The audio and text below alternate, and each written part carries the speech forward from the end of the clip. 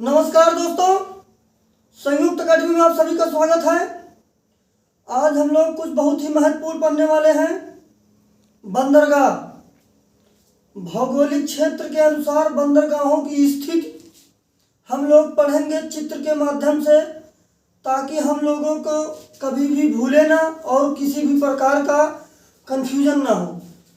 तो हम बिना देरी किए हुए हम लोग पढ़ते हैं बंदरगाह के बारे में। जितने बंदरगाह भारत के मैंने यहाँ पर लिख दिया है, इसके अतिरिक्त बंदरगाह नहीं है, और जो भी है तो इन्हीं बंदरगाहों की सहायता करने के लिए है। वैसे तो बहुत सारे हैं, बट इतने ही महत्वपूर्ण हैं, बहुत ज़्यादा।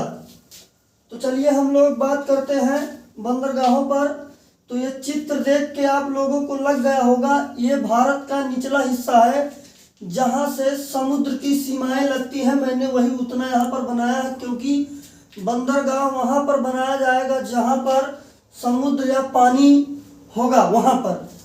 तो मित्रों, मैंने भारत के ये जो मैप है, निचला हिस्सा बनाया है जो समुद्र से सीमा लगती है उसका। यह है पश्चिमी घाट, यह है पूर्वी घाट। तो चलिए मित्रों, ये जो राज्य है, आपको चित्र देख के समझ में आ गया होगा कि ये गुजरात है। ये गुजरात है, और ये गुजरात में एक बंदरगाह है, कांडला बंदरगाह। और इस बंदरगाह का नाम बदलकर पंडित दीनदयाल उपाध्याय बंदरगाह कर दिया गया है। ये कच्छ के पास में है। और पहला बात, ये व्यापार मुक्त बंदरगाह है, और ये ज्वारी बंदरगाह है।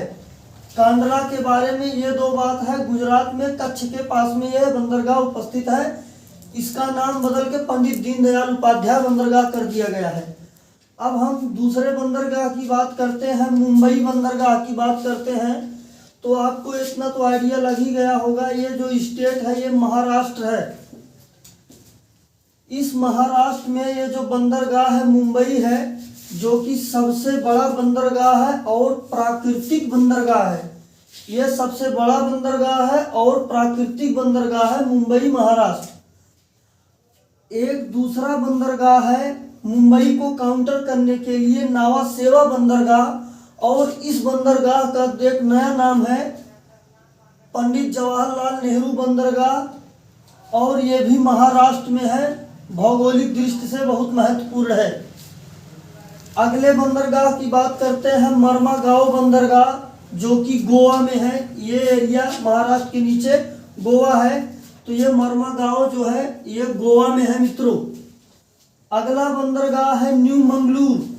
न्यू मंगलूर गोवा के आगे जो एरिया है, इसके नीचे यहाँ पर ये कर्नाटक वाला एरिया है। तो हम कह सकते हैं न्यू मंगलूर जो बंदरगाह है वह कर्नाटक में स्थित है। अब हम लोग बात करते हैं अगले बंदरगाह की, कोच्चि बंदरगाह। तो मित्रों, ये कोच्चि बंदरगाह, ये निचला एरिया किसका है?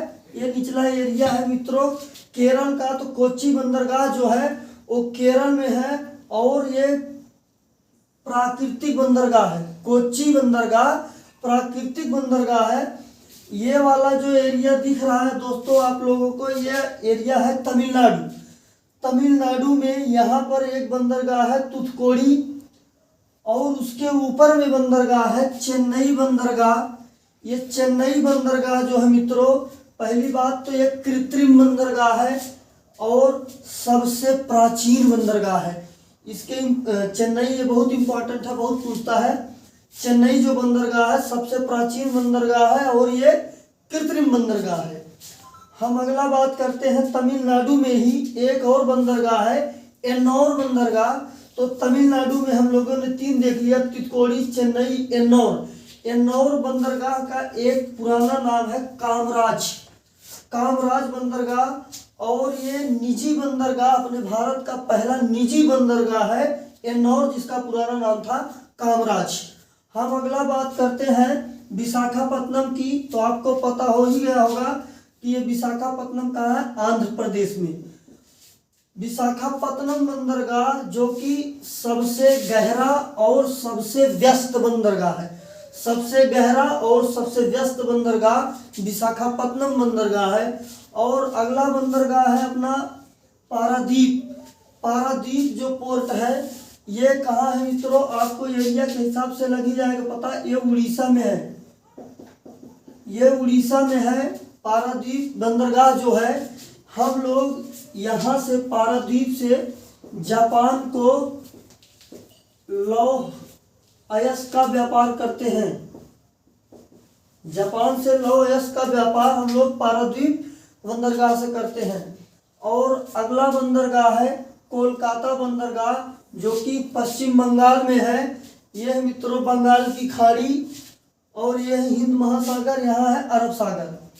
और एक बंदरगाह अपन लोगों के लिए है यहाँ पर अंडमान निकोबार द्वीप समूह पे पोर्ट ब्लेयर, उसकी राजधानी में ही है पोर्ट ब्लेयर में, जो कि ये भौगोलिक दृष्टि से बहुत ही ज़्यादा महत्वपूर्ण है। पोर्ट ब्लेयर जो है ये भौगोलिक दृष्टि से बहुत ही महत्वपूर्ण है।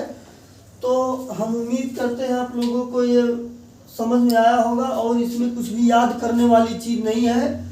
आप इस मैप को ध्यान में रखेंगे तो सभी बंदरगाह स्पष्ट हो जाएंगे। हम उम्मीद करते हैं आपके लिए ये वीडियो हेल्पफुल होगा। धन्यवाद।